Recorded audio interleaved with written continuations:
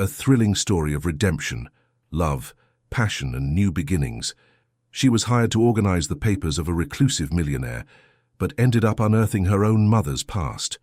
What begins as a simple job transforms into a forbidden passion, filled with secrets, tension, and danger. When love and mystery intertwine, the truth can be the most devastating thing of all. Watch this story until the end. You'll be surprised by this tale. If you enjoy stories of love and romance, subscribe to this channel, leave your comment. We post videos like this every day. Continuing. The rain drummed against the tall windows of the main auditorium at the University of San Francisco, like it wanted to wash away the century-old stones that had witnessed decades of knowledge and secrets. Vincent Hayes adjusted his tie for the third time that morning, a nervous habit he'd developed whenever he needed to face a crowd of young, curious faces. At 43, he had learned that distance was his best ally, and silence his most effective shield. The professor walked the corridors with the precision of someone who knew every stone of the place. 15 years teaching art history at the same university had earned him not only the respect of his colleagues, but also a reputation that he carried like an invisible burden. Vincent was known for his impeccable erudition, his captivating classes, and his almost mystical ability to restore Renaissance manuscripts that arrived in his hands like paper corpses and left as resurrected works. But he was also known for the whispers that followed him through the corridors. Single professor, reserved, never seen accompanied by anyone at the university's social events. He lived alone in an old townhouse in the Liberty Heights neighborhood, with windows always closed, and a garden that few knew. Rumors about his sexuality had circulated for years, like a background melody that he never deigned to deny or confirm. The truth was much more complex than any speculation. Vincent had learned in the most painful way possible that the human heart was territory too dangerous to be explored without care. 15 years ago, an accusation had destroyed not only his reputation, but also his ability to trust himself. Since then, he had opted for a monastic life, dedicated entirely to books and works of art that would never judge or betray him. That March morning, as he headed to the auditorium for the semester's inaugural lecture, Vincent had no idea that his carefully constructed life was about to crumble, and it would all begin with a fall. Amber Sullivan was late, as always. She ran through the university corridors with an unbalanced backpack on her shoulder and a stack of notebooks that threatened to collapse at any moment. At 26, she carried in her red hair a rebelliousness that extended to all aspects of her life. She had transferred to USF after a troubled period at a smaller university in Carmichael, where a medical leave for reasons she preferred not to detail had interrupted her studies for almost a year. The thin scar that cut across her left collarbone was a constant reminder that not all wounds were visible, and not all healing happened in the expected time. Amber carried on her back a story that few knew, an abusive relationship that almost destroyed her, a family that abandoned her when she needed support the most, and an inner strength that she was still learning to recognize and respect. She arrived at the auditorium when the lecture had already begun. Vincent Hayes's deep voice echoed through the space, speaking about the importance of preserving American artistic heritage with a contained passion that made each word sound like an intimate confession. Amber paused for a moment at the entrance, hypnotized not only by the content of the speech, but by the magnetic presence of the man on stage. Vincent wore a dark suit that seemed to have been tailored especially for his tall, thin body. His graying temples gave him a distinction that contrasted with his intense, youthful gaze. There was an attractive melancholy about him, as if he carried the weight of untold stories, unlived loves, unspoken words. Amber looked for a place to sit, but the auditorium was packed. The only option was some chairs in the last row, where the light was more diffuse and she could settle in without drawing attention. She descended the steps, trying to balance her notebooks and backpack, but haste and nervousness conspired against her. Her foot slipped on the last step. The notebooks flew in all directions like frightened birds. Amber completely lost her balance, and in a desperate move to support herself, ended up falling directly onto Vincent Hayes's legs, who had descended from the stage at that exact moment to approach the audience. The silence that settled in the auditorium was absolute. Hundreds of eyes turned to the scene, the young redhead sitting on the legs of the university's most reserved professor, her hands splayed on his chest, their faces inches apart. Amber felt the heat rise from her neck to her cheeks, but was unable to move. Vincent's eyes, a deep brown that reminded her of aged wood, stared at her with an intensity that left her momentarily paralyzed. "Sorry," she whispered, but didn't move. "Don't apologize," he responded in a low voice, just for her to hear. "Accidents happen." There was something in his voice, a velvety and careful quality, that made Amber realize that this was not a man accustomed to casual touches or unexpected approaches. His hands, when they helped her to stand, were firm but hesitant, as if he wasn't sure he should be touching another person. "Are you okay?" Vincent asked, but his eyes didn't leave hers for even a second. "I am," Amber replied, finally managing to straighten up. "Thank you for catching me." Around them, the whispers began as a low murmur that gradually transformed into animated conversations. Vincent realized that he had become the center of attention in a way he had tried to avoid for years. But strangely, he didn't feel the usual impulse to flee. There was something about Amber's presence that intrigued and disturbed him at the same time. "Are you new here?" he asked, helping her collect the notebooks scattered on the floor. "Transfer," she replied. "Amber Sullivan. And you're the famous Professor Hayes, aren't you?" "Famous?" Vincent raised an eyebrow, a half-smile touching the corner of his mouth. "I don't know if that's the word I would use." "Mysterious, then," Amber said, and there was something in her tone that sounded almost like a challenge. Vincent stopped collecting the notebooks and looked at her directly. It had been years since anyone had confronted him so directly, so disarmed. Most people kept a respectful distance, treating him with the deference reserved for those who carry secrets they prefer not to know. But Amber looked at him as if she could see through all the layers of protection he had built around himself. "Mystery is a dangerous word," he finally said. "Sometimes people look for answers they won't like to find." "And sometimes," Amber replied, taking the last notebook from his hands, "the answers are less frightening than the mysteries." They rose together, and Vincent realized she was taller than he had imagined. Amber had a presence that naturally occupied space, without asking permission or apologizing for existing. She was the complete opposite of everything he had become over the years, cautious, controlled, invisible. "Perhaps I should finish my lecture," Vincent said, but didn't move. "Perhaps," Amber agreed, but also remained where she was. The auditorium had gradually emptied, students leaving in small groups, commenting in low voices on what they had witnessed. Some looked back with poorly disguised curiosity, but Vincent didn't even notice them. He was completely absorbed in the woman before him, trying to decipher what it was about her that could so easily penetrate his defenses.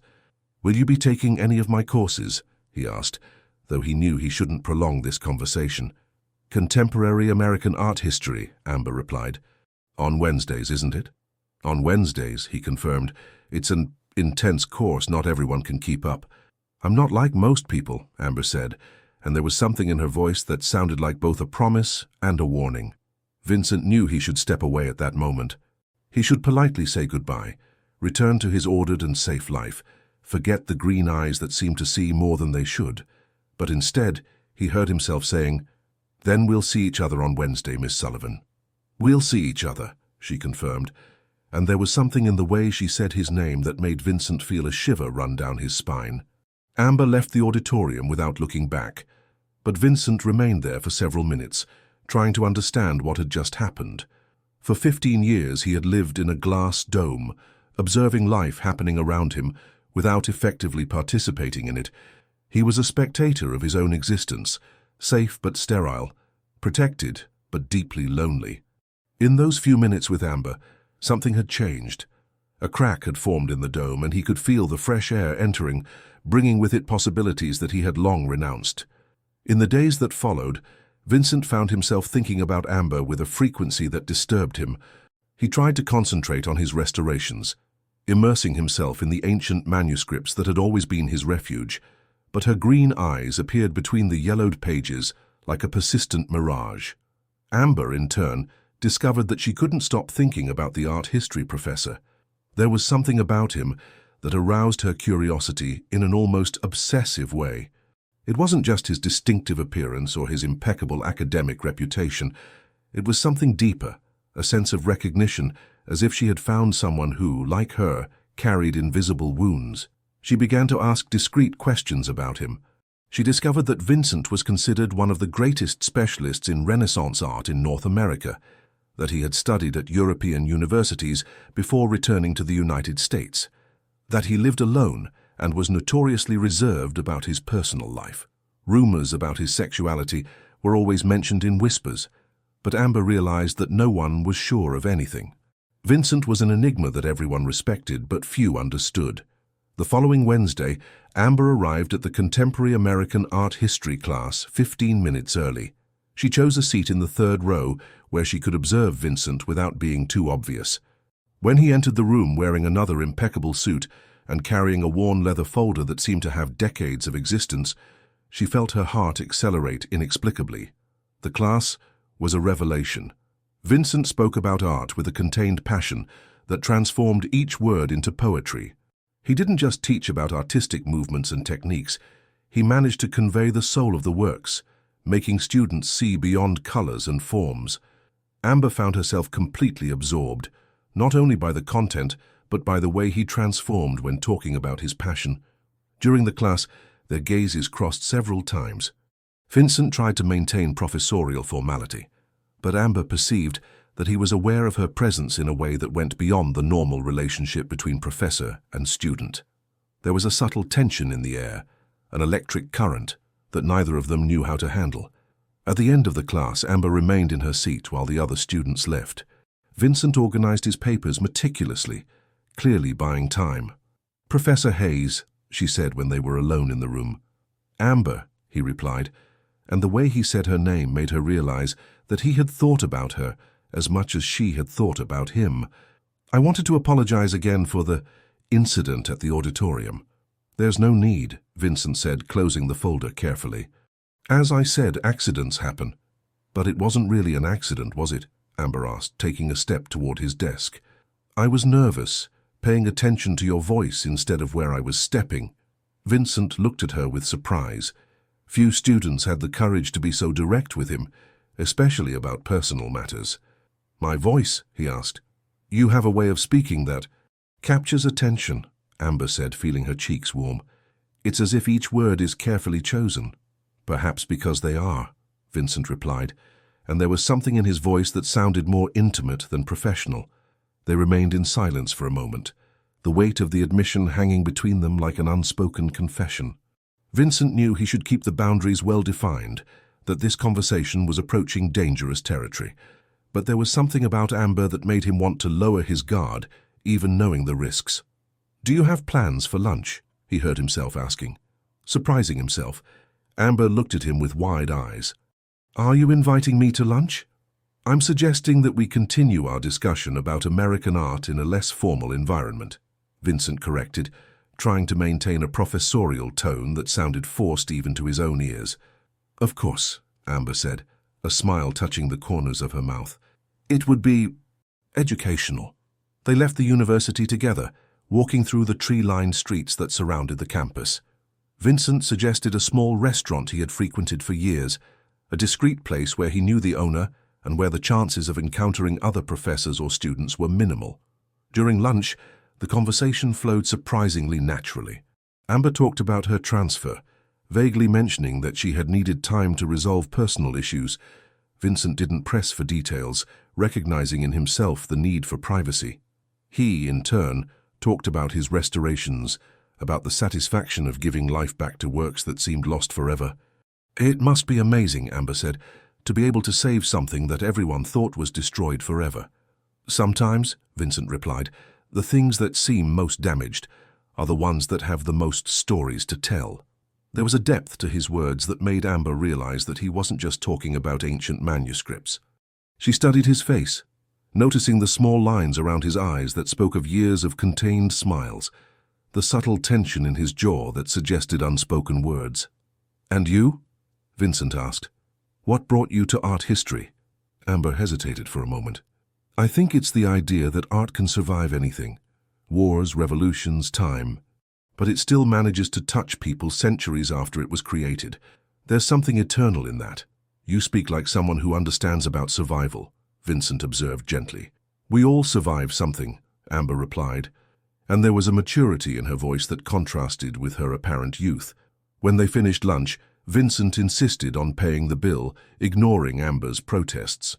They walked back to the university in comfortable silence, but both knew that something had changed between them. They were no longer just professor and student. They were two people who had recognized in each other an inexplicable familiarity. At the university entrance, Vincent stopped. "Amber," he said, and there was something formal in his voice that didn't match the intimacy of the moment they had shared.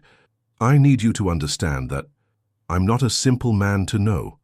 No one interesting is," she replied. "I have reasons to keep distance from people," Vincent continued, clearly struggling with words. "Reasons that go beyond professional ethics." Amber studied him for a moment. "Reasons related to the rumors about you?" Vincent felt his blood freeze. "What rumors?" "About you being gay," Amber said directly. "Or about you not being interested in relationships. Or about you being too mysterious for any normal person." "And what do you think of those rumors?" Vincent asked, his voice barely above a whisper. Amber took a step closer to him. "I think people create stories to explain what they can't understand. And I think you let them create those stories because it's easier than telling the truth." Vincent felt as if she had looked directly into his soul. For 15 years he had hidden behind rumors and speculations, allowing them to serve as a barrier between him and the world. But Amber saw through all of this with a clarity that both frightened and attracted him at the same time. "The truth is complicated," he finally said. "The best truths always are," Amber replied. They said goodbye at the university entrance, but both knew that lunch had been the beginning of something that neither of them knew how to name or control. Vincent returned to his room trying to focus on his tasks, but discovered it was impossible. Amber had awakened something in him that had been dormant for so long that he had forgotten it existed. Amber, in turn, spent the rest of the day filled with an energy she hadn't felt in months. There was something about Vincent that intrigued her deeply, a combination of strength and vulnerability that awakened all her protective instincts and her deepest desires. That night, Vincent lay awake in his house in Liberty Heights, looking through the closed window at the city lights. He knew he was on the edge of a precipice, that each moment he spent with Amber brought him closer to territory he had sworn never to explore again. But for the first time in 15 years, the solitude he had chosen as protection began to feel like a prison. Amber, in her small rented apartment in Meadowbrook, tried to concentrate on her studies but discovered that her notes were full of doodles that resembled Vincent's profile, the curve of his hands, the intensity of his gaze. She knew she was getting involved in something complicated, but there was a magnetic force in Vincent that attracted her irresistibly. Both fell asleep that night, knowing that their lives had irrevocably changed, even if they didn't yet know exactly how or where this change would lead them. What had begun as an accident in the auditorium was transforming into something much deeper and more dangerous, something that would test the limits they had established for themselves and force them to confront truths they had long preferred to keep buried. The weeks following the lunch were a careful dance of approaches and retreats. Vincent and Amber developed their own language made of lingering looks during classes, conversations that extended beyond what was necessary after lectures, and casual encounters that neither admitted to having planned.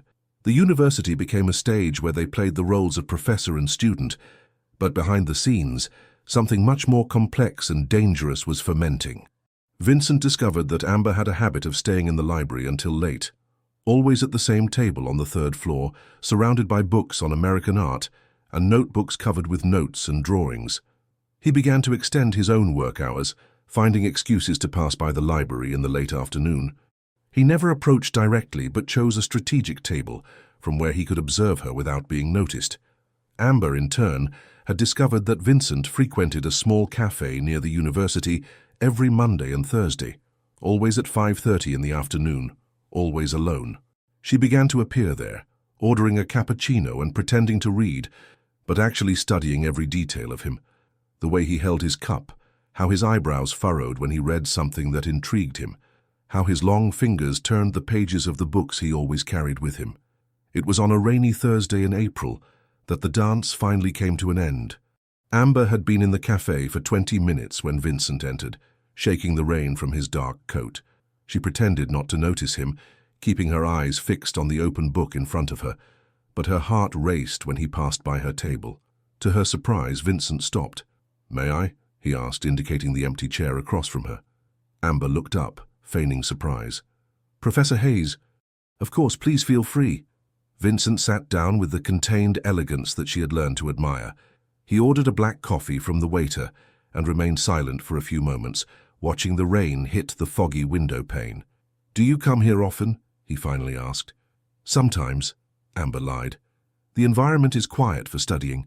"And you?" "This place reminds me of a cafe in Florence where I used to work when I was younger," Vincent said, a subtle nostalgia coloring his voice. "I spent 2 years there, studying restoration techniques."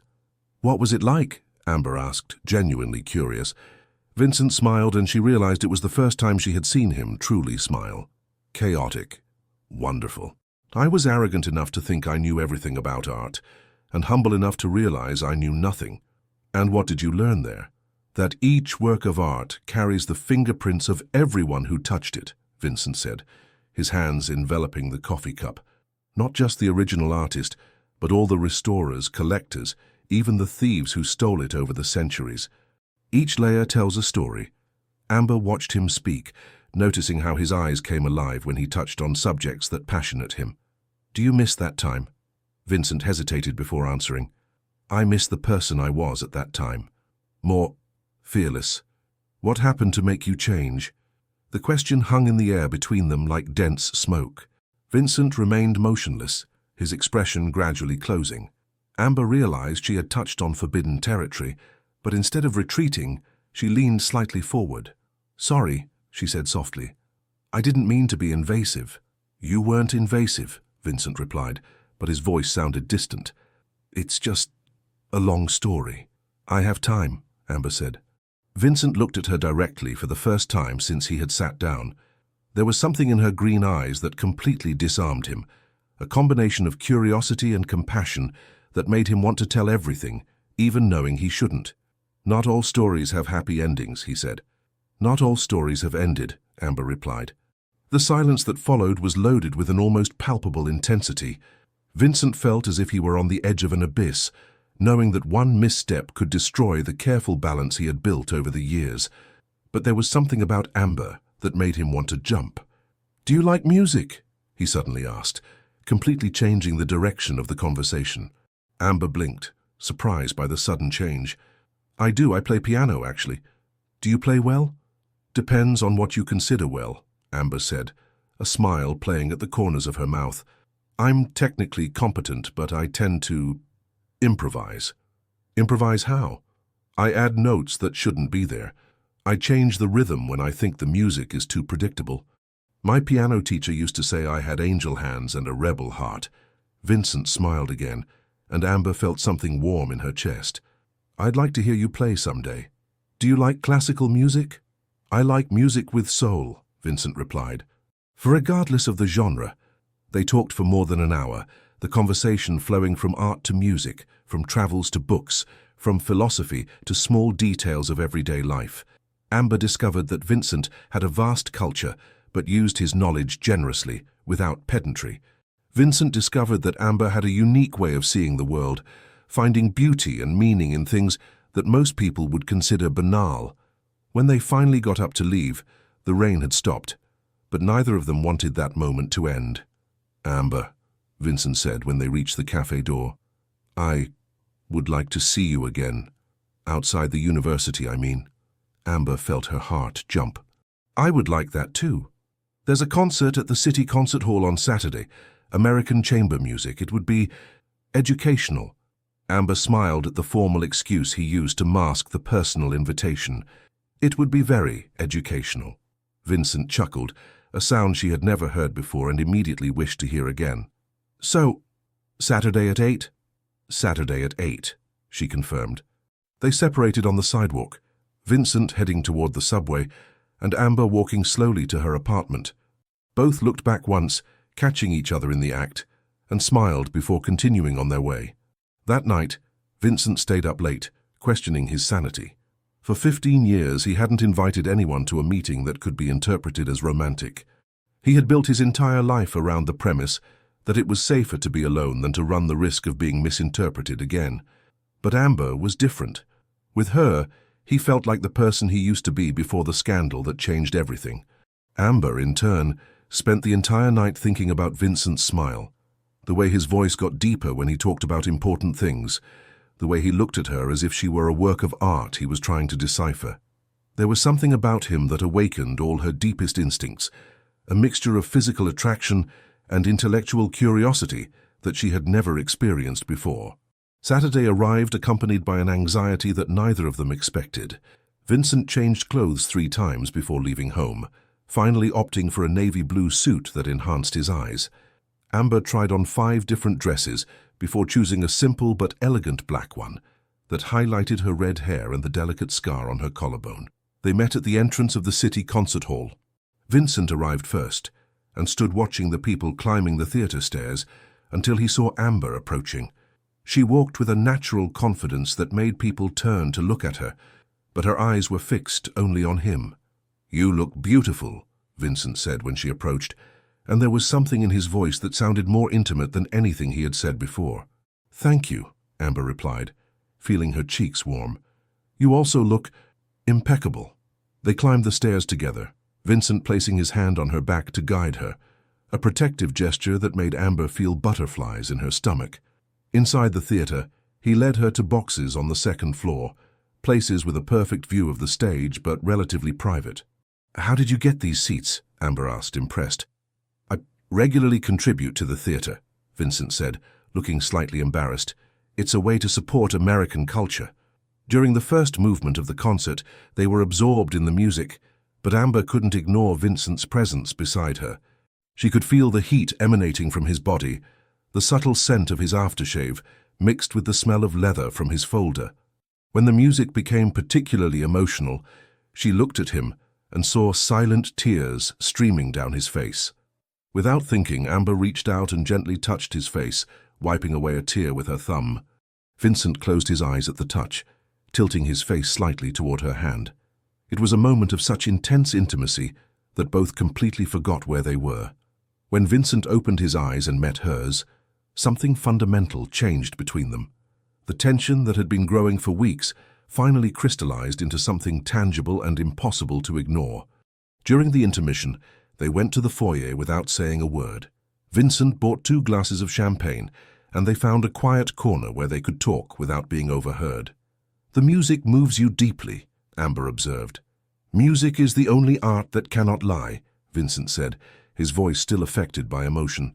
"You can pretend that a painting is about one thing when it's really about another. You can interpret a poem in 1,000 different ways. But music goes straight to the heart, without asking permission."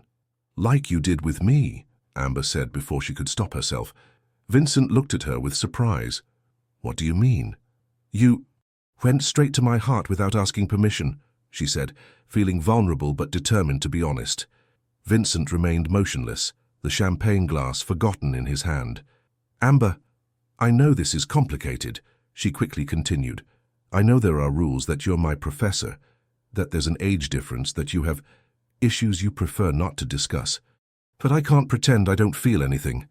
Vincent looked around nervously, checking if anyone could hear them. "We can't have this conversation here."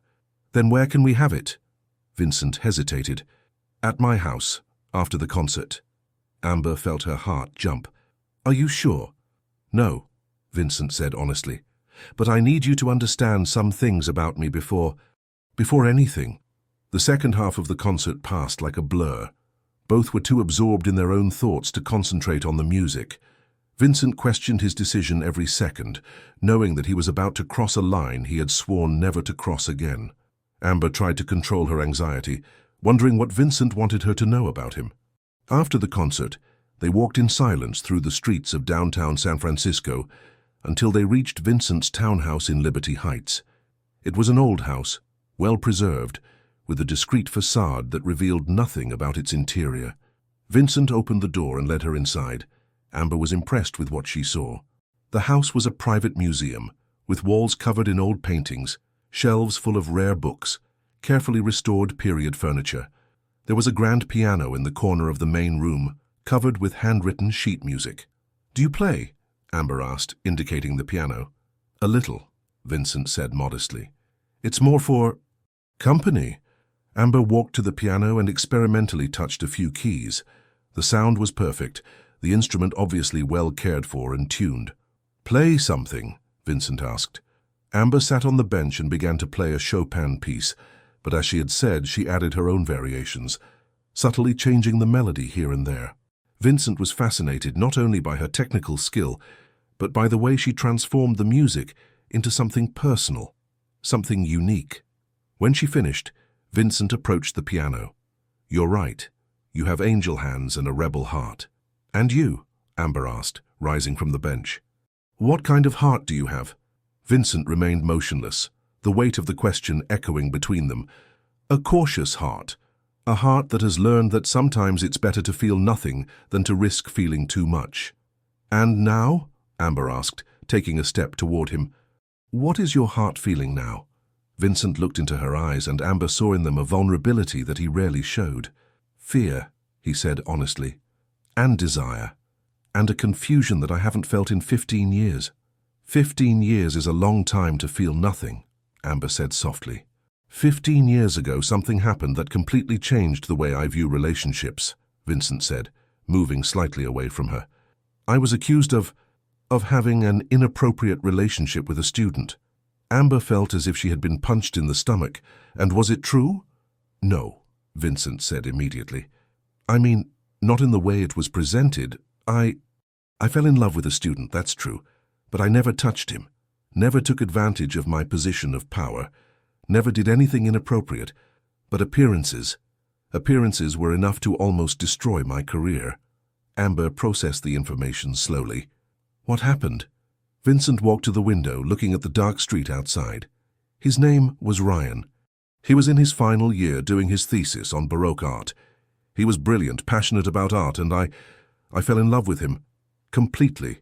Hopelessly. Amber felt an unexpected pang of jealousy, but forced herself to listen. "Ryan perceived what I felt," Vincent continued, "and he took advantage of it. He began to insinuate that I was offering academic advantages in exchange for favors, that I was pressuring him. None of this was true, but he had witnesses, circumstantial evidence. It was sophisticated blackmail. Why would he do that?" "Because I refused to help him falsify his research," Vincent said bitterly.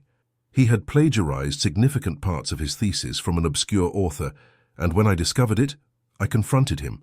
Instead of admitting the mistake, he decided to destroy me." Amber approached him slowly. "And what happened?" "The university conducted an internal investigation. I was officially exonerated, but the damage was done. Rumors spread. My reputation was tarnished. And I learned never again to allow my feelings to interfere with my professional judgment."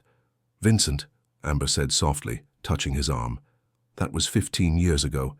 You can't live the rest of your life punishing yourself for something that wasn't your fault." Vincent turned to her, his eyes shining with a painful intensity. "But it was my fault. I allowed myself to feel something I shouldn't have felt. I crossed an emotional line, even if I never crossed a physical one. Feeling is not a crime," Amber said firmly, "and I'm not Ryan." "How can I be sure?"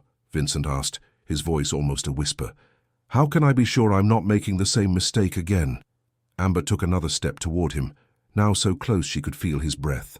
"Because I'm here by my own choice, because I don't want anything from you except yourself, and because, unlike Ryan, I won't use your feelings against you." Vincent looked into her eyes, searching for signs of falsehood, of manipulation, of anything that might indicate that history was about to repeat itself. But all he saw was sincerity, desire, and a strength that both reassured and frightened him at the same time. "Amber," he said, his voice hoarse with emotion, "if we start this, there's no going back. Not for me." "I don't want to go back," she replied, raising her hand to touch his face. "I want to move forward. With you." Vincent closed his eyes, tilting his face toward her touch. For 15 years, he had denied himself any form of real intimacy, building walls around his heart that seemed impenetrable. But Amber had found cracks in those walls, and now they were completely crumbling.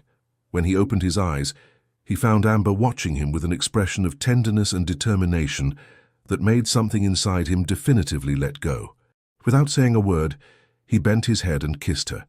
It wasn't a gentle or hesitant kiss. It was a kiss loaded with 15 years of solitude, of repressed desire, of fear and hope mixed in equal parts. Amber responded with equal intensity, her hands burying themselves in his hair, pulling him closer. When they finally separated, both were breathing with difficulty. "We have to be very careful," Vincent said, his forehead against hers. "I know," Amber replied, "but I don't care about the difficulties. I only care about you." Vincent pulled her in for another kiss, softer this time, but no less intense.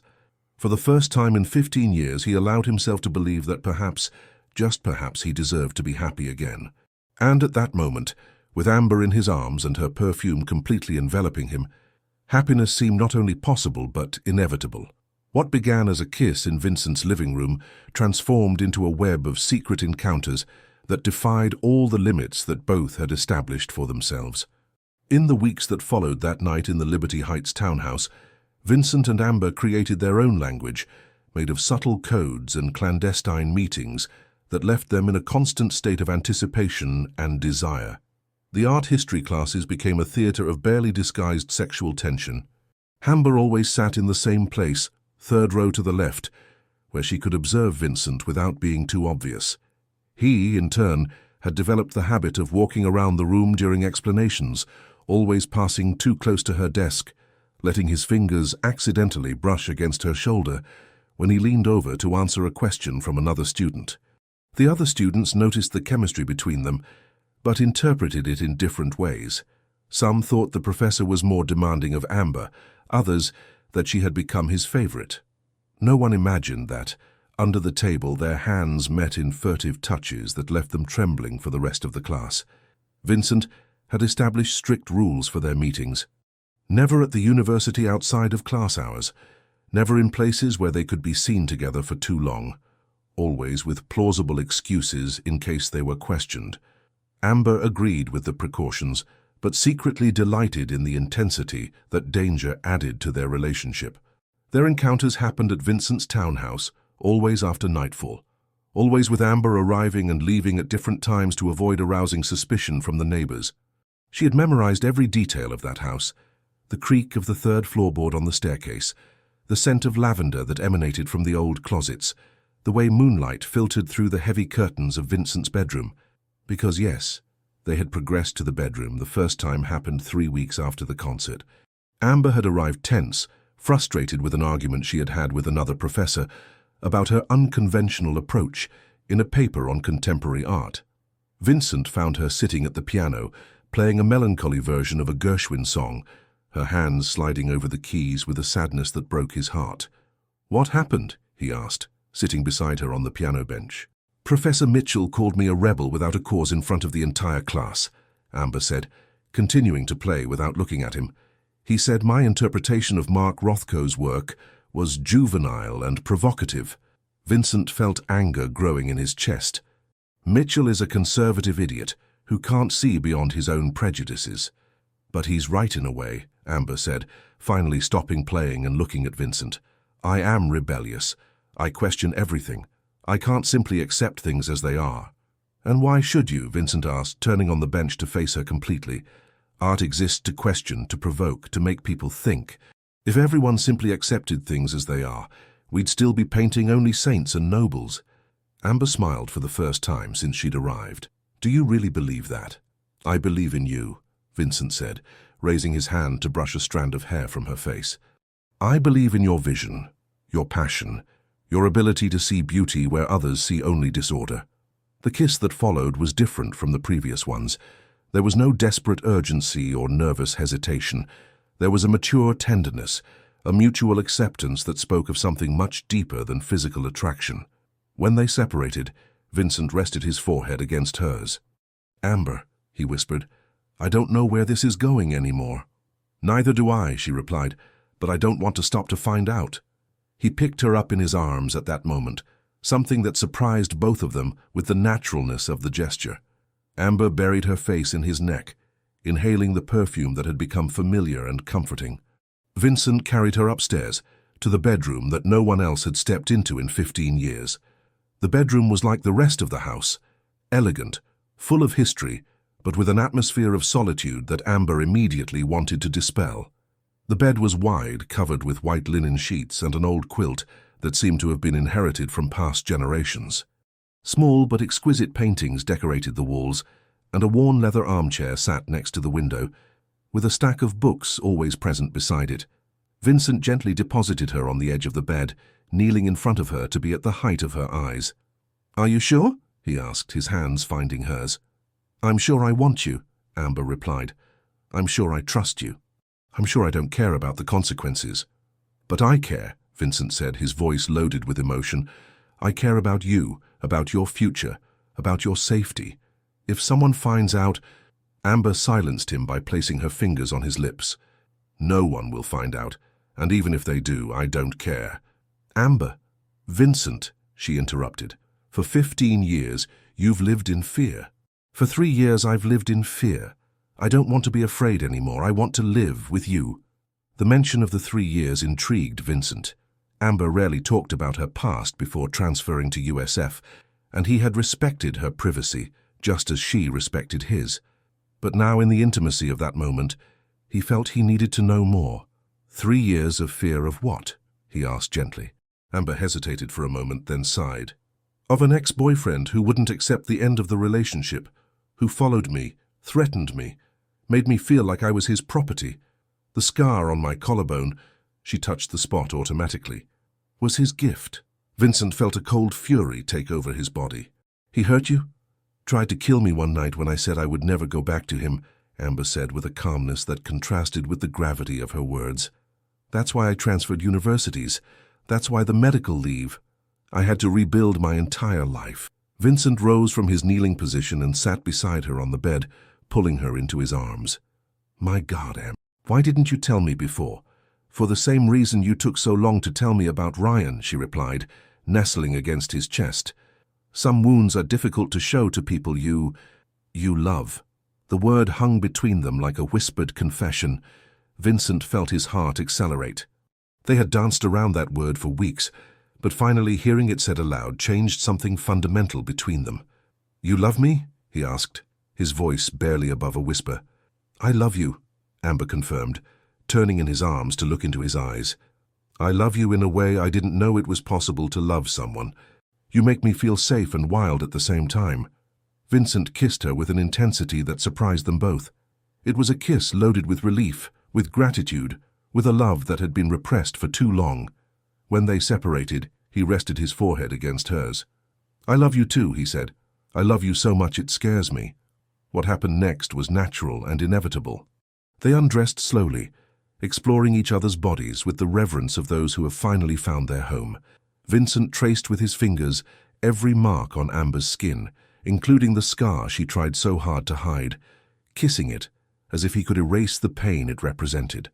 Amber explored Vincent's thin but strong body, discovering small scars and imperfections that told the story of a life lived with contained intensity. They made love like two people who had waited their entire lives for that moment. There was no rush or performance. There was only the urgent need to connect in the most intimate way possible. Vincent was careful and passionate. Amber was confident and receptive. When they finished, they lay entwined in bed, covered only by the sheets and the feeling that something irrevocable had happened between them. "I don't want you to leave tonight," Vincent whispered, his fingers tracing lazy patterns on Amber's bare arm. "I don't want to go either," she replied, nestling closer to him. "But we know I have to." "I know," Vincent sighed, "but I don't have to like it." Amber raised her head to look at him. "Vincent, it's worth it. All the care, all the secrecy, all the complication. It's worth it for this," she gestured between them. "I hope you still think so when things get harder," Vincent said, a shadow of concern crossing his face. "Why would they get harder?" Vincent hesitated before answering. "Because secrets have a life of their own, and because there are people at the university who still remember what happened 15 years ago. If someone starts to suspect, then we'll be more careful," Amber said firmly. "I'm not going to give up on you, Vincent, no matter what happens." They slept together that night, Amber leaving before dawn like a shadow that dissolves with the first light. But they established a pattern that would repeat in the following weeks. Night encounters at the townhouse, whispered conversations in the dark, an intimacy that grew with each meeting. At the university, they developed an almost theatrical performance. Vincent maintained a formal and distant posture with Amber during classes, always calling her Miss Sullivan and treating her exactly as he treated the other students.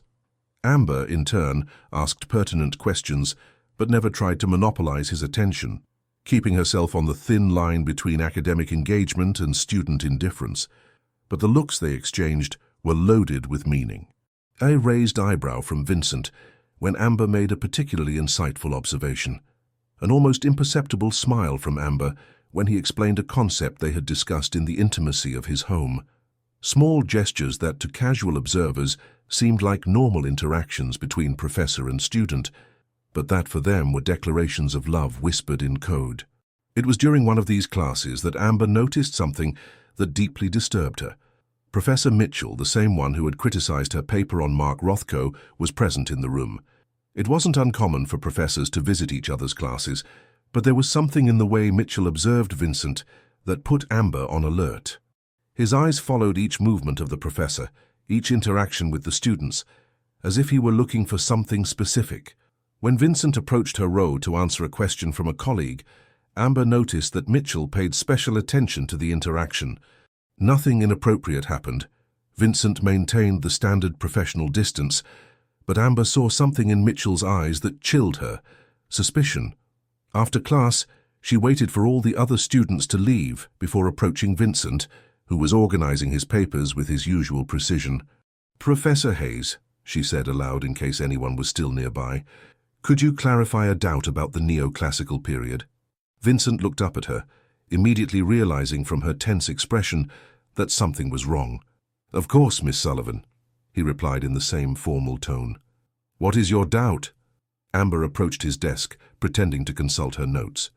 "Mitchell was watching you today, as if he was looking for something," she whispered. Vincent felt his blood freeze but kept his expression neutral. "Perhaps just academic interest," he murmured back. "It didn't seem like academic interest," Amber insisted. "It seemed like investigation." Vincent finished organizing his papers, closed the folder, and looked directly at Amber. To any outside observer, it would look like a normal conversation between professor and student. "Be careful with your interpretations, Miss Sullivan," he said in a normal voice. "Sometimes we see conspiracy where there is only professional curiosity." But his eyes said something completely different. "I need to talk to you. Tonight." Amber understood the message. "Of course, Professor. Thank you for the clarification."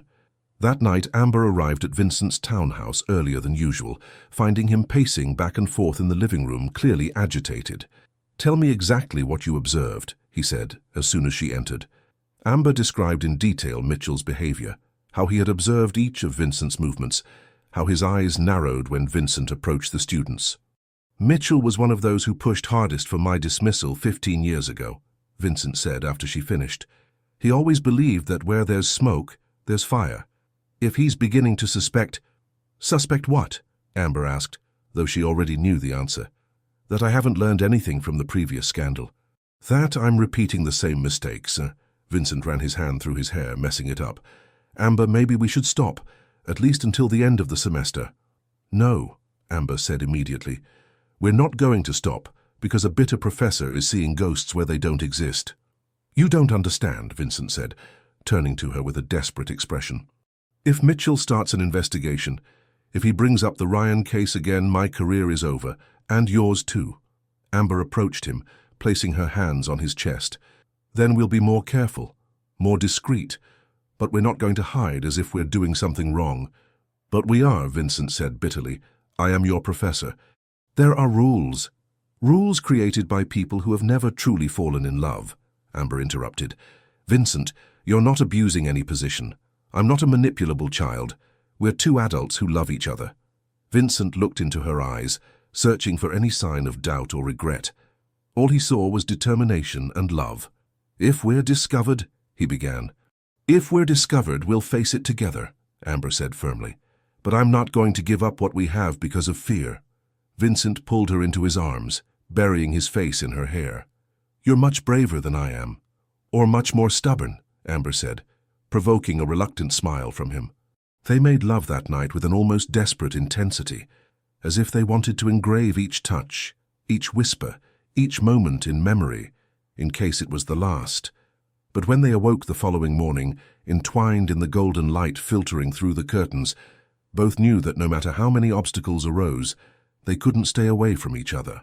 What they didn't know was that 2 blocks away, Mitchell was leaving a breakfast with a man in a dark suit, whom Amber would immediately recognize if she saw him. A man with scars on his hands and eyes that shone with thirst for revenge. A man whose name she had tried to forget, but who had never forgotten her. Gregory Sanders, her ex-boyfriend, had finally found her. Mitchell didn't know anything about Amber's past, of course. He had sought out Gregory for completely different reasons. Gregory now worked as a private investigator, specializing in cases of academic misconduct. Mitchell wanted to hire his services to investigate Vincent, to find evidence that the professor was repeating the mistakes of the past. But when Gregory heard the name Amber Sullivan during the conversation, when Mitchell mentioned that she was one of the students who seemed to have frequent interactions with Vincent, something changed in his expression. "You said Amber Sullivan?" Gregory asked, leaning forward. "Yes. Do you know her?" Gregory smiled, but there was no warmth in that smile. "Let's say we have history. And Professor, I think you just gave me exactly the leverage I needed." Mitchell didn't fully understand what Gregory meant, but he was satisfied to see the investigators' renewed interest. They agreed on the terms of the contract and separated, each believing he was using the other for his own ends. Meanwhile, in the Liberty Heights townhouse, Vincent and Amber were having breakfast together for the first time, unaware that a storm was forming on the horizon, a storm that would test not only their love, but their ability to survive the ghosts of the past that both carried. Amber had found in Vincent not just a lover, but a home. Vincent had found in Amber not just hope, but a reason to fully live again. They didn't know that this newly discovered happiness was about to be threatened by forces coming from all sides. From the professional present and the personal past, from known enemies and unexpected dangers. But that morning, having coffee in the sunny kitchen of the townhouse, with Amber wearing one of his shirts and her hair tousled from sleep, Vincent allowed himself to believe that perhaps, finally, he deserved to be happy. And Amber, observing how the morning light softened the lines of worry on Vincent's face, decided that she would fight with all her strength to protect that happiness. Their love was secret, complicated and potentially dangerous, but it was real, it was deep, and it was only beginning to show its true strength. Gregory Sanders had always been a patient man. In the 3 years since Amber had disappeared from his life, he had developed this patience almost scientifically, transforming it into a tool as sharp as a blade. It hadn't been easy to locate her after the university transfer, especially because she had changed her phone number, cancelled all social media, and practically become a ghost. But Gregory had resources now. He had contacts, and most importantly, he had motivation. His work as a private investigator provided him access to information that an ordinary citizen could never obtain. Academic databases, enrollment records, address histories. When Mitchell mentioned the name Amber Sullivan during their conversation about Vincent Hayes, it was as if the universe had conspired in his favor. Not only did he finally have a clue about Amber's whereabouts, but now he also had a professional excuse to investigate her. Gregory had spent the last 3 days conducting discreet reconnaissance of Amber's routine. He discovered where she lived, a small apartment in Meadowbrook, rented under her own name, which made locating her much easier. He discovered her schedule at the university, the cafes she frequented, the route she took by bus between home and college, and he discovered something that intrigued him deeply. On Wednesdays after afternoon classes, Amber disappeared for hours, only reappearing the next morning. Initially, Gregory imagined she might have a night job or perhaps a casual boyfriend. The idea of Amber with another man awakened in him a cold, controlled anger that he had learned to channel productively over the years. But when he began to follow her movements more systematically, he noticed a pattern that left him perplexed. Amber wasn't going to work. She wasn't meeting casual men. Every Wednesday around 7 in the evening, she took the subway to Liberty Heights station, walked through the neighborhood streets with a familiarity that suggested intimate knowledge of the location, and entered an old townhouse with a discreet facade. A townhouse that, according to his preliminary research, belonged to Professor Vincent Hayes. The discovery was like a gift from the gods. Not only was Amber involved with someone, but that someone was exactly the person Mitchell had hired Gregory to investigate. The irony of the situation didn't escape him. Amber, who had accused him of being controlling and possessive, was now having an affair with a professor, a man in a position of power over her, exactly the type of imbalanced relationship she always said she despised. Gregory spent another week observing and documenting. He photographed Amber entering the townhouse. He timed her visits. He mapped Vincent's routine. He discovered that the professor was a lonely man, with no known close family, with an impeccable reputation, but a curious past involving accusations of misconduct that were never proven. The more he investigated, the more Gregory realized that he had in his hands something much bigger than he expected. It wasn't just about finding evidence of an inappropriate relationship between professor and student to satisfy Mitchell's suspicions. It was about a golden opportunity to get what he really wanted, Amber back. The plan that began to form in his mind was elegant in its simplicity. He would document everything about the relationship between Amber and Vincent. He would gather photographic evidence, time reports, maybe even recordings if he could gain access. Then he would present everything to Amber as a choice, come back to him voluntarily, or see Vincent professionally destroyed and herself expelled from the university. Gregory knew Amber well enough to know that she would never allow someone she loved to be harmed because of her, especially someone like Vincent, who clearly carried scars from previous scandals. Amber's guilt and protective instinct would be his most effective weapons. While Gregory wove his web behind the scenes, Amber and Vincent were living one of the most intense and happy phases of their lives. The relationship had evolved beyond the initial physical attraction, transforming into an emotional intimacy that surprised them both. They discovered that they shared not only a passion for art, but a similar way of seeing the world, as a beautiful but dangerous place where true connection was rare enough to be worth any risk. Wednesdays became sacred for them. Amber always arrived at the townhouse carrying some surprise: books she had found in second-hand stores, flowers picked on the university campus, small drawings she made during other classes. Vincent, in turn, began to cook for her, rediscovering a domestic pleasure he had abandoned years ago. "Where did you learn to make this?" Amber asked on an especially rainy Wednesday in May, savoring a mushroom risotto Vincent had prepared. "My mother," Vincent replied, a nostalgic smile touching his lips. "She was Italian, a descendant of immigrants who arrived here in the 20s. She said a man who didn't know how to cook was condemned to solitude." "She was right," Amber said, reaching for his hand across the table. "About cooking and about solitude." Vincent intertwined his fingers with hers, still surprised by the ease with which Amber could break through his defenses. "She died when I was 25. Cancer. She was the one who encouraged me to study art, even when my father thought it was a waste of time. She would be proud of the man you've become," Amber said softly. "I don't know," Vincent replied, a shadow passing over his eyes. "The last 15 years haven't exactly been a source of pride." Amber squeezed his hand. "The last 15 years were survival. That's no small thing." Conversations like this became frequent between them. Gradually, they revealed the deepest layers of their personalities, sharing fears, dreams, and regrets they had never entrusted to anyone. Vincent discovered that Amber wrote poetry in the early hours when she couldn't sleep, free and intense verses that she showed only to him. Amber discovered that Vincent composed classical music, melancholy melodies that he played on the piano when he felt lonely. "Play one for me," Amber asked one night, after he casually mentioned a sonata he was composing. Vincent hesitated. "They're just fragments. Nothing complete." "I don't care about perfection," Amber said, pulling him to the piano. "I want to hear what's inside your head." Vincent sat on the piano bench, Amber beside him, and began to play. The music that flowed from his fingers was intense and melancholy, loaded with a loneliness that spoke of years of self-imposed isolation. But there were also moments of light, passages that suggested hope, renewal, love. "It's about you," Vincent said when he finished, his hands still resting on the keys. "About how you changed everything." Amber felt tears burn her eyes. "It's the most beautiful thing I've ever heard." They made love that night to the sound of rain beating on the windows, an external storm that contrasted with the peace they had found in each other.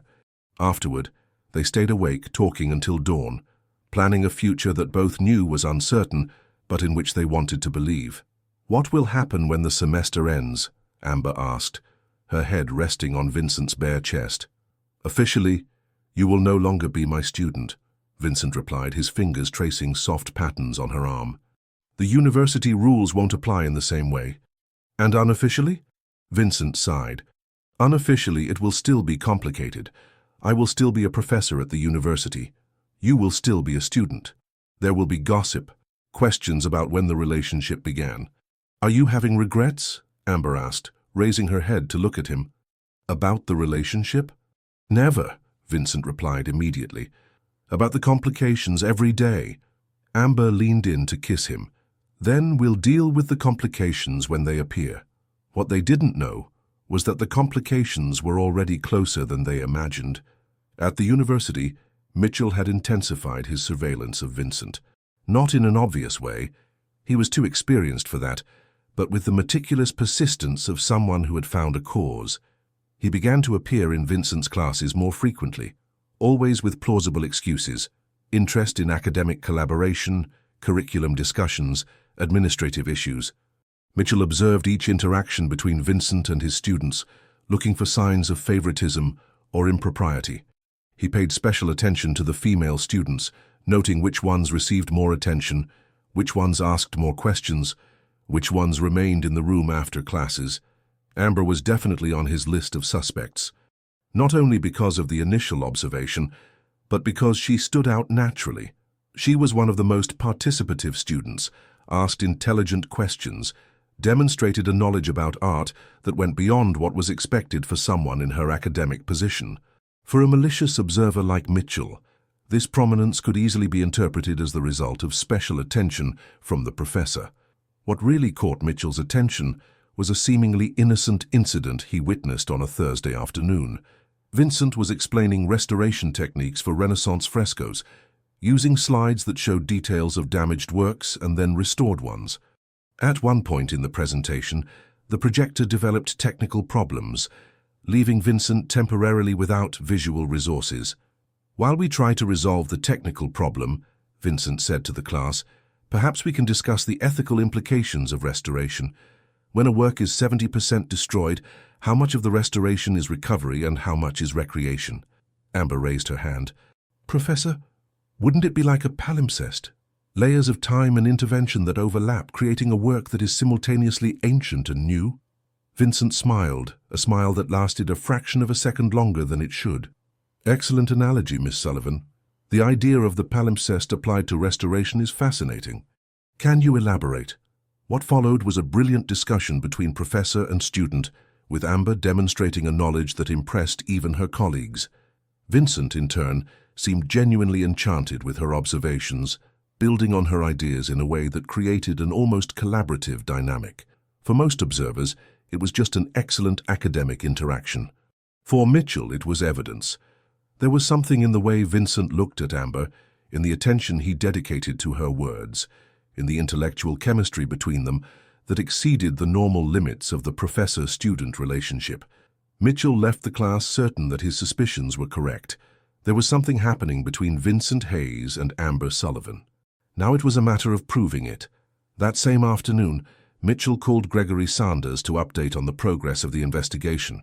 "I believe your intuition was correct," Gregory said, his voice carefully modulated to sound professional. "There are signs that the relationship between Professor Hayes and student Sullivan may go beyond what is appropriate." "What kind of signs?" Mitchell asked, anxious. "I'm still collecting evidence," Gregory partially lied, "but there are patterns of behavior that suggest intimacy outside the academic environment. I need more time to document everything adequately." "How much time?" 2 weeks, Gregory said.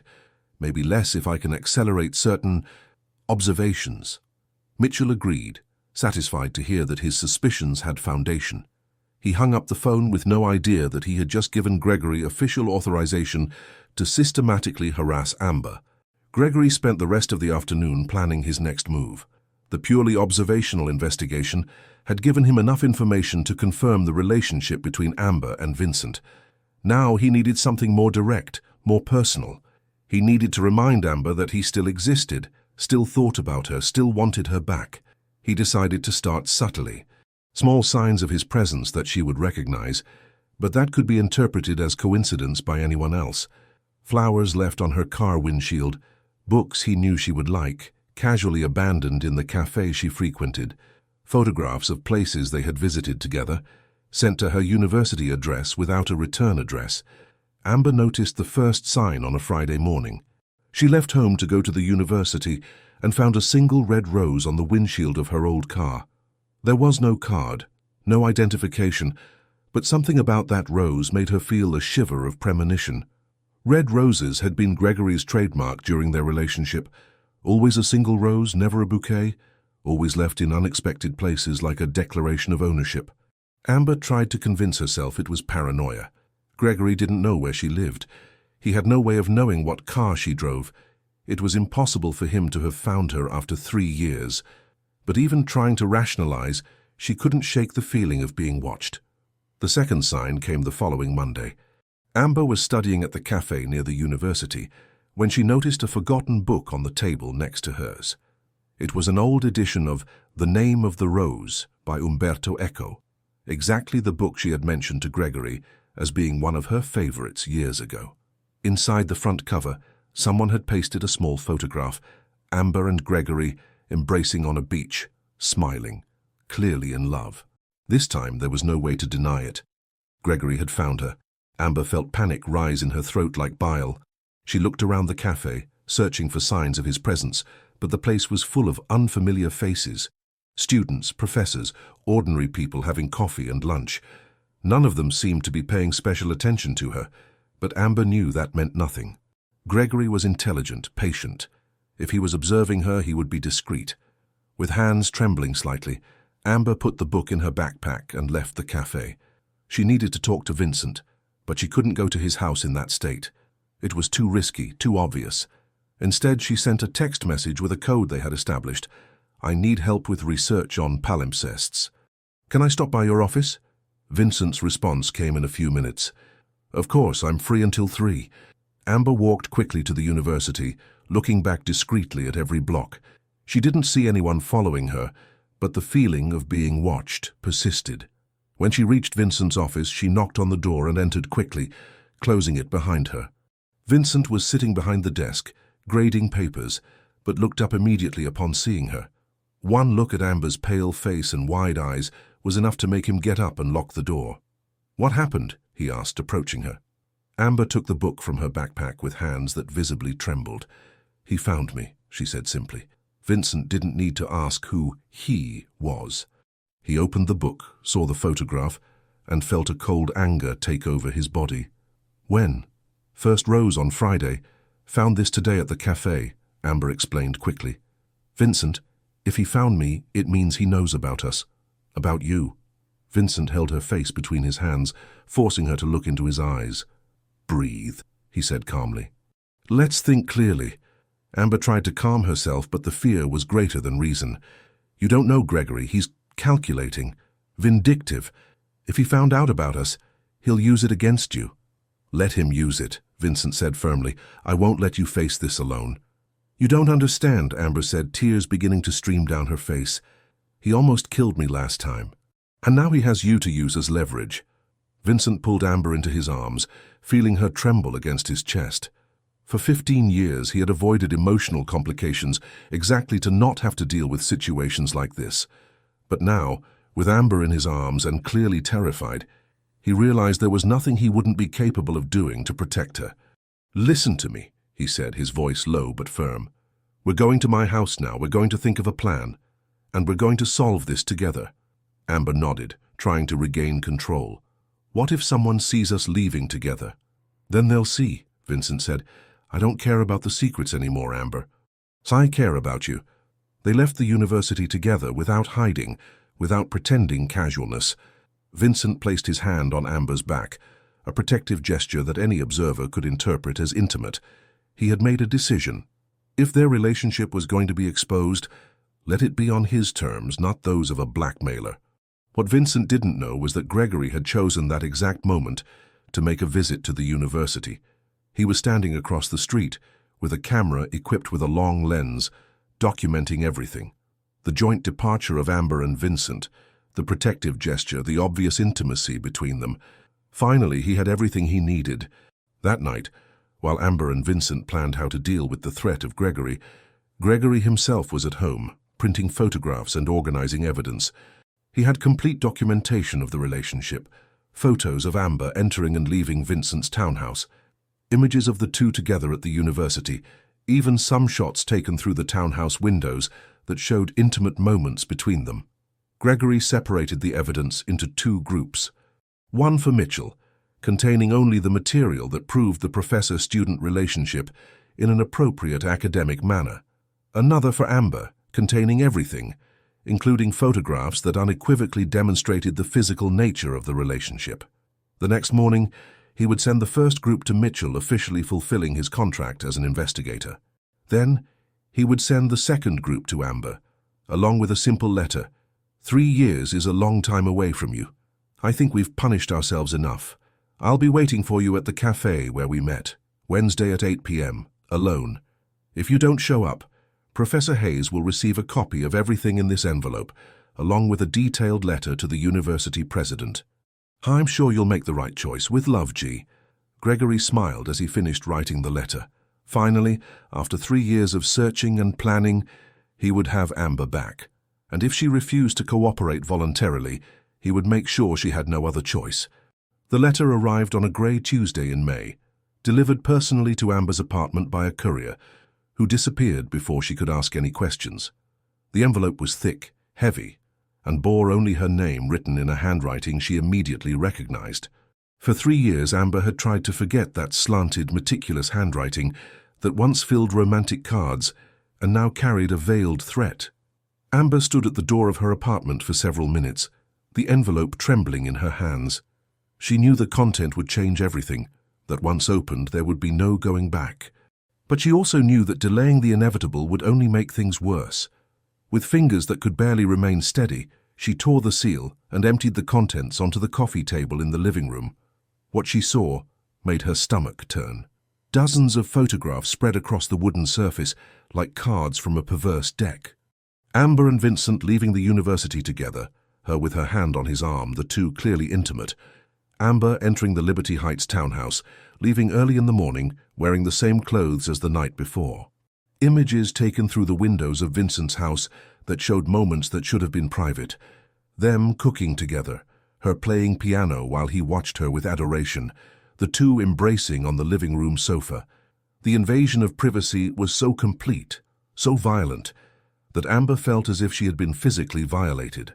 Gregory had been watching, documenting, transforming the most precious moments of her life into evidence for blackmail. Among the photographs, she found the letter she both expected and feared. Gregory's words were calculatingly casual, as if 3 years of separation were just a misunderstanding that could be resolved with a civilized conversation. But the implicit threat was clear. Either Amber met with him voluntarily, or Vincent would pay the price for her refusal.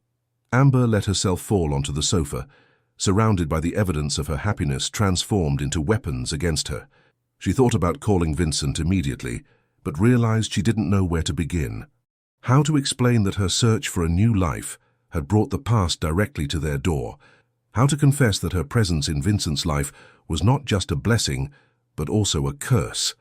She spent the entire morning walking around the apartment, the photographs spread on the table as a constant reminder of her vulnerability. She tried to imagine different scenarios, ways to escape the trap that Gregory had so carefully prepared, but each possibility she considered ended in the same way, with Vincent being professionally destroyed because of her. Around noon, Amber made a decision that she knew was wrong, but that seemed to be the only one possible. She wouldn't tell Vincent anything, at least not yet. She would meet Gregory alone, find out exactly what he wanted, and try to negotiate a way out that would protect the career and reputation of the man she loved. The decision brought temporary relief that lasted only until she realized she would have to lie to Vincent for the next 2 days. Lie to the man who had become her anchor, her refuge, her reason to believe she deserved to be happy. The irony didn't escape her. She was about to betray Vincent's trust to protect him. While Amber struggled with her solitary dilemma, Vincent was in his office at the university, having what would undoubtedly be the worst morning of his academic career.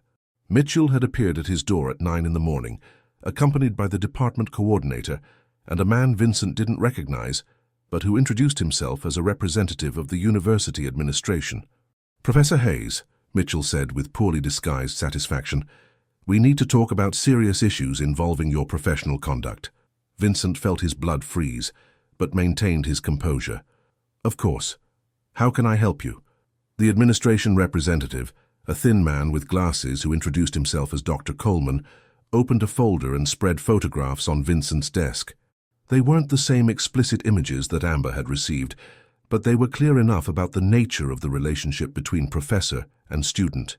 "Do you recognize these images?" Dr. Coleman asked. Vincent examined the photographs carefully, his mind working quickly to assess the situation. The images showed intimate but not compromising moments, him and Amber talking intensely at the cafe, walking together down the street, her briefly touching his arm. For someone who knew them, they were obviously romantic. For outside observers, they could be interpreted in various ways. "I recognize myself and one of my students," Vincent said calmly. "But I don't see anything inappropriate in these images." "Don't you?" Mitchell interjected, his voice loaded with indignation. "A professor and a student in clearly personal meetings outside the academic environment? I see conversations that could perfectly be about academic matters," Vincent replied, maintaining a professional tone. "Miss Sullivan is one of the most brilliant students I've ever had. It's natural that there are academic discussions that extend beyond the classroom." Dr. Coleman leaned forward. "Professor Hayes, 15 years ago, you were involved in a similar scandal. Surely you understand our concern." "I understand that 15 years ago I was falsely accused and completely exonerated," Vincent said, allowing a bit of irritation to color his voice. "And I understand that some people seem determined to see patterns where none exist." "Patterns or not," Dr. Coleman continued, "these images raise serious questions about appropriate professional boundaries. As of today, you are formally notified that you are under disciplinary investigation. During this period, we strongly recommend that you avoid any contact with student Amber Sullivan outside of what is strictly necessary for academic purposes." Vincent felt as if he had been punched in the stomach. "Is that an order or a recommendation?" "It's a very serious piece of advice," Dr. Coleman said. "Any additional evidence of inappropriate behavior will result in immediate disciplinary measures, which may include suspension or dismissal." Mitchell smiled with malicious satisfaction. "I'm sure Professor Hayes understands the gravity of the situation." After the three men left his office, Vincent was left alone with the photographs spread on his desk. He studied each image, looking for clues about who could have taken them and when. The quality was professional. The angles suggested systematic surveillance, and the complete coverage of their activities indicated someone with considerable resources and a lot of time available. His first suspicion was that Amber was right about her ex-boyfriend. The photographs had the obsessive quality of someone driven by jealousy and personal revenge, not just by professional or academic interest. But how had this man discovered about them? And why deliver evidence to the university instead of using it directly against Amber? Vincent spent the rest of the morning trying to contact Amber, but she wasn't answering her cell phone or responding to his messages. This worried him deeply, especially considering the emotional state she was in when they left the university together the day before. Around lunchtime, Vincent made a risky decision. Despite the warnings he had received, he headed to Amber's apartment. He needed to make sure she was okay, needed to tell her about the university investigation, and needed them to plan together how to handle the situation. When he knocked on the door of her apartment, Amber took so long to answer that he began to worry seriously. When the door finally opened, her pale face and red eyes confirmed his worst fears. "Vincent," she said, seeming genuinely surprised to see him. "What are you doing here?" "Can I come in?" he asked.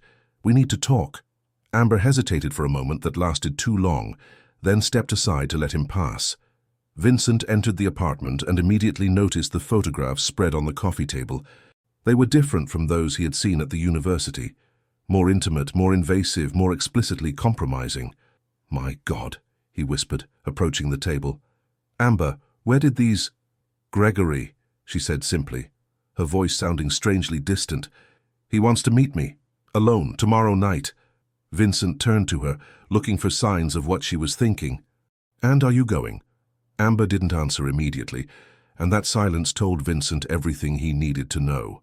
You're considering it? He asked, incredulous.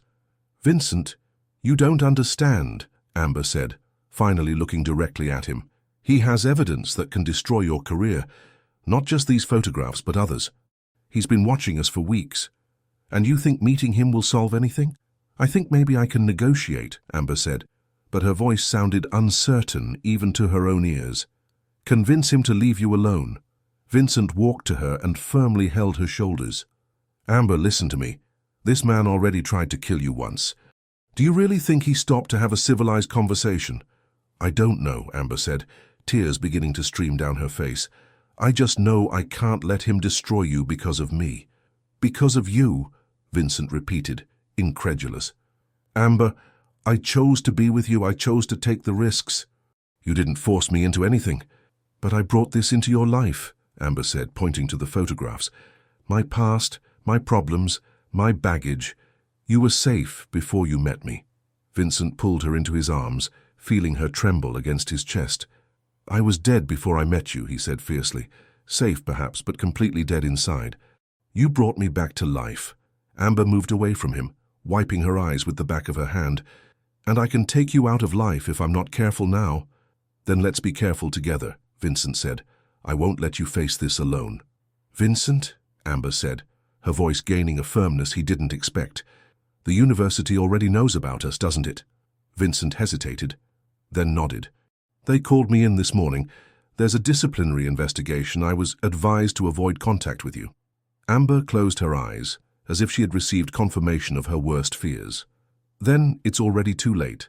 They already have what they need to harm you. Not necessarily, Vincent said quickly. The evidence they showed me was suggestive but not conclusive. I can still argue they were just academic discussions. And these? Amber asked, indicating the more explicit photographs on the table. What will you argue about these? Vincent looked at the images and felt a weight settle in his stomach. Amber was right. Those photographs left no room for academic interpretation. If they reached the hands of the university, it would be the end of his career. Then we'll make sure they don't get there, he said. How? Vincent picked up the photographs from the table and began to systematically tear them up. These aren't the only copies, Amber said, but didn't try to stop him. I know, Vincent replied, continuing to tear. But I won't let them exist in your apartment to torment you. When he finished destroying all the images, Vincent sat next to Amber on the sofa and took her hands. Amber, I want you to listen to me very carefully, he said. I won't let you meet this man alone, and I won't let you sacrifice your happiness to protect my career. But Vincent, no buts, he interrupted. 15 years ago I allowed fear to control my life. I let a scandal transform me into a ghost. I'm not going to do that again. Amber looked at him with eyes full of tears. And if we lose everything? Then we lose together, Vincent said, kissing her hands. But we're not going to surrender without a fight. They spent the rest of the afternoon planning a strategy. Vincent insisted on accompanying Amber to the meeting with Gregory, an idea she initially rejected, but gradually came to accept. They discussed possibilities of recording the meeting, of bringing witnesses, of trying to turn the game against Gregory somehow. There's one thing I don't understand, Vincent said as they prepared dinner together in Amber's small kitchen. Why did Gregory deliver some evidence to the university, but keep others for personal blackmail? Amber paused cutting vegetables and considered the question.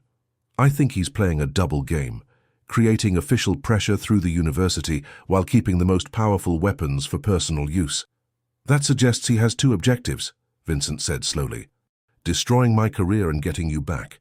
He wants me removed from the scene to have free access to you. The realization left both in silence for several minutes. If they were right, Gregory wasn't interested just in revenge or financial blackmail. He was executing a carefully orchestrated plan to isolate Amber and force her back into the abusive relationship. Vincent, Amber finally said, if something goes wrong tomorrow, nothing is going to go wrong, he said firmly. But if it does, she insisted, I want you to know that these last few months have been the best of my life. You taught me that I deserved to be loved, that I was strong enough to survive anything. Vincent stopped what he was doing and turned to her completely. Amber, you're talking as if this were a farewell. I'm talking like someone who finally understood her own worth, she replied. And part of that understanding is knowing that I won't let anyone use my love for you as a weapon against us. They made love that night with a desperate intensity, as if they wanted to imprint each touch, each whisper, each moment in permanent memory. There was a finitude in the air that neither wanted to acknowledge, but that both felt like a shadowy presence in the room. Afterward, they stayed awake talking until the early hours, planning not just the meeting of the following day, but also possibilities for the future. Vincent talked about cities where they could start over if necessary. Amber talked about ways to transform the experience into art, into something beautiful that would emerge from the pain. You know what the difference is between us and Romeo and Juliet? Amber asked, when the first light of dawn began to filter through the curtains. What? Vincent asked, his fingers tracing soft patterns on her bare arm. We are survivors, she said. We won't die for love. We'll live for it. The next morning, Vincent went to the university to face what he knew would be a difficult day. He tried to maintain his normal routine, teach his classes with his usual professionalism, but he was constantly aware of the speculative looks from colleagues and students. The news of the disciplinary investigation had leaked, as he knew it would, and whispers followed him through the corridors like shadows. Amber spent the day trying to prepare herself psychologically for the meeting with Gregory. She chose her clothes carefully, something that would make her feel strong and confident, but that wouldn't unnecessarily provoke Gregory. She wrote a letter to Vincent in case something went wrong, explaining everything she hadn't been able to say in words. She called a friend in Carmichael and left instructions about what to do if she didn't call back within 24 hours. At 6 in the evening, Amber and Vincent met at the Liberty Heights townhouse for the final preparation. Vincent had obtained a small digital recorder, and they tested its functionality several times. They agreed on discrete signals that Amber could use if she needed help. They established a backup plan in case things went completely out of control.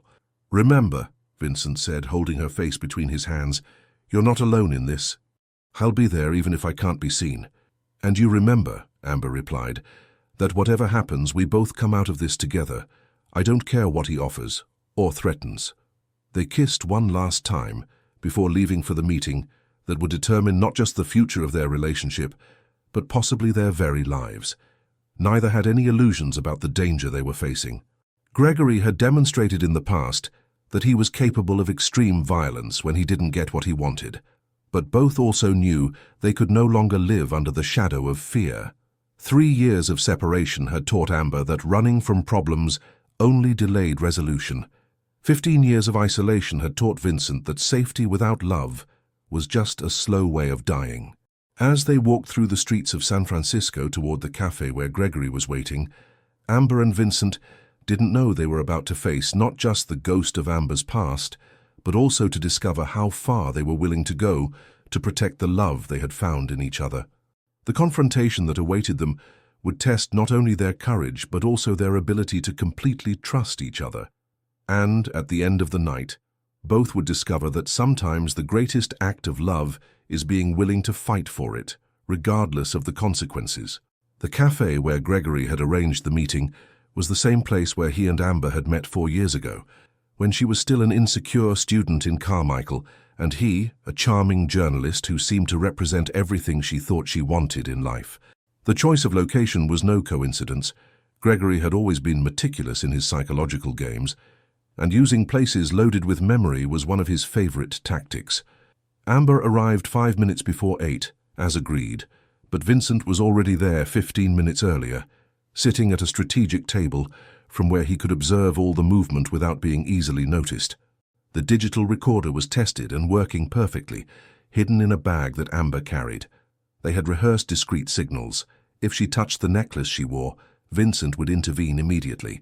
If she crossed her legs, it meant she was managing to handle the situation alone. Gregory arrived punctually at 8 o'clock. Amber saw him even before he entered the cafe. He still had the same magnetic presence that had attracted her years ago, but now she could see beyond the charming surface. She saw the way his eyes scanned the environment, looking for threats, the controlled tension in his shoulders, the way his fingers drummed impatiently on the table while he waited for her to approach. "Amber," he said when she sat across from him, his voice loaded with a forced intimacy that made her feel nauseous. "You look beautiful. More mature." "Gregory," she replied, keeping her voice firm. "You said you wanted to talk, so let's talk." Gregory smiled, but it was a predatory smile that didn't reach his eyes. Always straight to the point. "Some things never change." He paused, studying her face. "Others have changed a lot. You seem different, more confident. 3 years away from you has that effect," Amber said without hesitation. Gregory's mask of charm slipped for a fraction of a second, revealing the anger that boiled underneath. "You've always been ungrateful, Amber. Always despised everything I did for you." "Like beating me until I nearly died?" Amber asked, her voice low but clear. "That I really didn't know how to properly appreciate." Gregory leaned forward, his voice lowering to a threatening whisper. "You provoked me that night, tested me beyond my limits. You knew exactly what you were doing." Amber felt the familiar impulse to cower, to apologize, to accept the guilt he was trying to throw on her. But then she remembered Vincent's words, the strength she had found in his arms, the woman she had become since she learned what it was to be truly loved. "I was trying to end an abusive relationship," she said calmly. "The only provocation was having taken so long to realize who you really were." Gregory leaned back in his chair, studying her with new eyes. "Interesting. Professor Hayes taught you some things beyond art history, didn't he?" The mention of Vincent made Amber feel a pang of fear, but she forced herself to keep her expression neutral. "Vincent has nothing to do with this. This conversation is between the two of us." "Oh, but he has everything to do with it," Gregory said, taking a thin folder from the bag he was carrying. "Very much to do with it, actually." He opened the folder and spread some photographs on the table, not the same ones Amber had seen at home, but others even more compromising. Images taken through Vincent's bedroom window, showing intimate moments that should have been sacred. Amber felt anger grow in her chest like liquid fire. "You're sick," she said, her voice trembling not from fear, but from fury. "Absolutely sick." "I'm passionate," Gregory corrected, "and determined. You belong to me, Amber. You always have. And I won't allow a failed professor to take what's mine." "I don't belong to anyone," Amber said, raising her voice slightly. Several people in the cafe turned to look, and she realized that external attention could be useful. "And especially not to a man who assaulted me and now stalks me." Gregory noticed the curious looks and lowered his voice again. "How you will lower your tone," he said, a clear threat in his words, "or your dear professor will receive a very unpleasant visit from the university administration tomorrow morning." Amber discreetly touched the necklace, the signal for Vincent, but before he could approach, she made a decision that surprised everyone, including herself. "You know what, Gregory?" she said, picking up the photographs from the table. "You're right. These images are very compromising. They show exactly what you wanted to document." Gregory smiled, thinking he had won. "So, you understand the situation." "I understand perfectly," Amber said, standing up from the chair. "That's why I'm going to show everyone in the cafe exactly what kind of person you are." Before Gregory could react, Amber held up one of the most explicit photographs and shouted, "This man stalked me for 3 years, invaded my privacy, beat me, and now blackmails me." The entire cafe stopped. Conversation ceased, cups were suspended in the air, all heads turned to their table. Gregory went pale, clearly not expecting such a public and dramatic reaction. "Amber, you're crazy," he hissed, trying to take back the photographs. "Crazy," Amber shouted even louder. "Crazy for not accepting being abused by you anymore? Crazy for finding someone who truly loves me?" Vincent saw his moment and quickly approached the table. "Is there a problem here?" he asked loudly, pretending to be a concerned stranger. "Yes, there is," Amber said, turning to him, but speaking loud enough for everyone to hear. "This man assaulted me 3 years ago and now stalks me, taking intimate photographs without consent to blackmail me." A murmur of indignation spread through the cafe. Several people took out their cell phones, some clearly filming the scene. Gregory realized he had completely lost control of the situation. "You two planned this," he said, his voice low and dangerous. "We planned to protect ourselves," Vincent said, no longer pretending to be a stranger. "And protect other women you might stalk in the future." "You have no idea who you're dealing with," Gregory threatened, but his position was clearly compromised with so many witnesses around. "I know exactly who I'm dealing with," Vincent replied calmly. A coward who beats women and uses blackmail because he can't accept rejection. Gregory made a move to get up aggressively, but Amber was prepared. "Careful," she said loudly, dramatically backing away. "He's violent. He's assaulted me before." The cafe owner approached, clearly agitated. "I'm going to have to ask you gentlemen to leave if this isn't resolved peacefully." "We were just leaving," Amber said, grabbing all the photographs from the table. "But these pieces of evidence of stalking and invasion of privacy are going straight to the police." Gregory finally realized he had been completely outmaneuvered. His carefully planned blackmail had transformed into evidence against himself, and now there were dozens of witnesses who could confirm his public confession about stalking and assault. "This isn't over," he said quietly, but there was no longer conviction in his voice. "You're right," Amber replied, surprising him. "It's not over. Because now I'm going to the police, I'm going to file a formal complaint of stalking and threats, and I'm going to make sure you can never do this to any other woman." Amber and Vincent left the cafe together, surrounded by a small group of people who offered to be witnesses if they needed. A young female student approached Amber on the sidewalk. "You were very brave," she said. "My ex stalked me too. I never had the courage to confront him publicly." "Courage comes when you realize you deserve to be respected," Amber replied, looking at Vincent. "And when you have someone by your side who truly loves you." They walked several blocks in silence before finally stopping in a small, well-lit square. Vincent pulled Amber into his arms, both trembling from the adrenaline discharge. "You were amazing," he said, kissing the top of her head. "Completely amazing." "I was terrified," Amber admitted. "But when he showed those photographs, when I realized he had violated even our most intimate moment, something in me just exploded." "And now?" Vincent asked. "I still has copies of the images." Amber smiled for the first time in days. "Now he has much more to lose than we do. Stalking is a crime.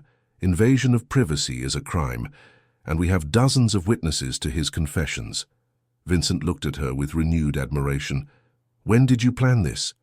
"I didn't plan it," Amber said honestly. "It was pure instinct. I realized I was tired of hiding, tired of being afraid, tired of allowing men like him to control my life through fear." The following Monday, Amber and Vincent went together to the police station to file a formal complaint against Gregory. The photographs he had used for blackmail became evidence of his crimes. The detective who assisted them assured them that the case would be treated seriously, especially considering the history of domestic violence. But the real surprise came when they arrived at the university on Tuesday. Dr. Coleman, the administration representative who had interrogated Vincent, was waiting for them in his office.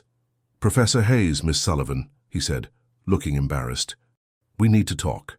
Vincent and Amber sat side by side, no longer trying to hide the closeness between them. "We received disturbing information about the origin of the complaints against the professor," Dr. Coleman continued. "It appears they were part of a criminal stalking scheme. The investigator who provided the evidence was arrested yesterday for stalking and invasion of privacy." Amber and Vincent looked at each other, surprised by the speed of events. "Additionally," Dr. Coleman continued, "our own investigation revealed that there is no evidence of any inappropriate behavior on the part of Professor Hayes.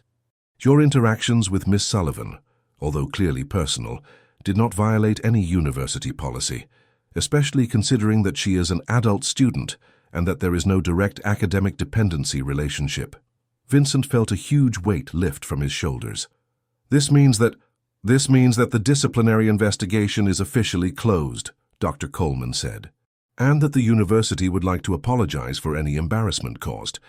Amber squeezed Vincent's hand under the table. "And Professor Mitchell?" Dr. Coleman looked even more embarrassed. "Professor Mitchell has been warned about his participation in this episode. His personal motivations to harm Professor Hayes are not consistent with the values of this institution." When they left Dr. Coleman's office, Vincent and Amber walked hand in hand through the university corridors for the first time. Some students and professors observed them with curiosity, but there were no more secrets to keep. "And now?" Amber asked. "Officially, I mean." "Now we wait for you to graduate," Vincent said, smiling. "And then we see what the future holds for us." But the future arrived faster than they expected. 2 weeks later, Vincent received an unexpected proposal, a position as chief curator of the San Francisco Museum of Modern Art, a position that offered not only considerable prestige, but also freedom to develop personal restoration projects. "It's an incredible opportunity," Amber said when he told her about the offer. "You have to accept." "Only if you come with me," Vincent said.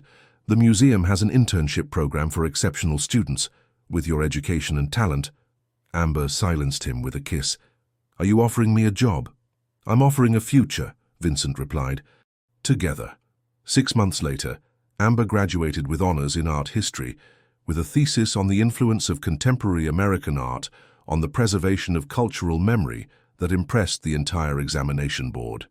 Vincent was in the front row of the graduation ceremony, applauding with more pride than any father could feel. At the graduation party, they danced together officially for the first time, surrounded by friends, professors, and family members who finally knew their entire love story. "You know what I realized," Amber said, as they danced a slow song in the illuminated garden of the university. "What?" Vincent asked, gently spinning her.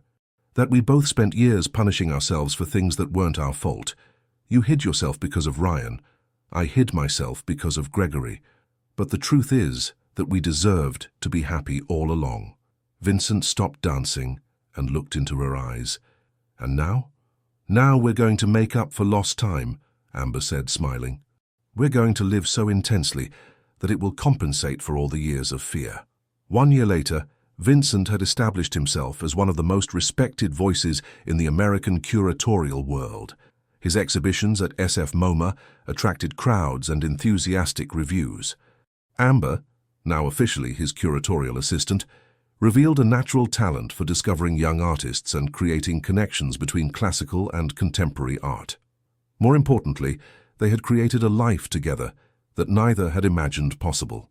The Liberty Heights townhouse had transformed into a true home, full of music, art, books, and the kind of quiet happiness that comes from two people who found each other at the right moment in their lives. On a winter night, while Amber played piano and Vincent worked on a delicate restoration at the table next to her, she suddenly stopped playing. "Vincent," she said, "do you remember what you said about palimpsests, about layers of time that overlap?" "I remember," he replied, looking at her. "I think we are palimpsests," Amber said, "layers of pain and healing, of fear and courage, of loneliness and love, all overlapping until creating something new." Vincent approached the piano and sat beside her on the bench. "And what work are we?" Amber smiled and began to play the sonata he had composed for her, but now with her own variations that transformed the melody into something completely new, something that was his and hers at the same time. "We are a work in progress," she said. "We always will be." They made love that night to the sound of rain on the windows, but this time it was a rain of renewal, not melancholy. There was a peace between them that spoke of battles won, of fears overcome, of a love that had been tested and proven to be stronger than any adversity. The next morning, Vincent woke up before Amber and watched her sleep. The red hair spread on the pillow, the scar on her collarbone now just another mark of her strength, the relaxed face of someone who had finally found peace. He thought about the 15 years he had spent in self-imposed isolation, the 3 years Amber had lost running from a traumatic past. He thought about how chance, or perhaps fate, had made her literally fall into his arms in that auditorium. Amber opened her eyes and found him watching her. "Good morning," she said, extending her arms to pull him closer. "Good morning," Vincent replied, kissing her softly. "Amber, I love you," he said, words that still surprised him by the ease with which they came out now. "I love you too," she replied, as she did every morning for more than a year. But that morning there was something different in the air, a special quality that Vincent couldn't define. It was only when they got up and went to the kitchen to prepare coffee that he realized what it was. For the first time in their lives, both he and Amber had awakened without any fear of what the day might bring. They had discovered that true love wasn't the absence of problems, but the courage to face them together. It wasn't the guarantee that nothing would go wrong, but the certainty that, whatever happened, they wouldn't be alone. As they had coffee in the sunny kitchen, planning the exhibition of young American artists they would inaugurate the following month, Vincent and Amber knew that their lives were just beginning for real. The past had been overcome, the present was full of possibilities, and the future, for the first time in both their lives, seemed infinitely promising. Because sometimes when two people find in each other not just a love, but also a home, even the most difficult stories can have happy endings. And Vincent Hayes and Amber Sullivan, the reserved professor who learned to love again, and the brave student who refused to live in fear, discovered that they deserved exactly that kind of ending. An ending that was, in fact, just the beginning of an even more beautiful story.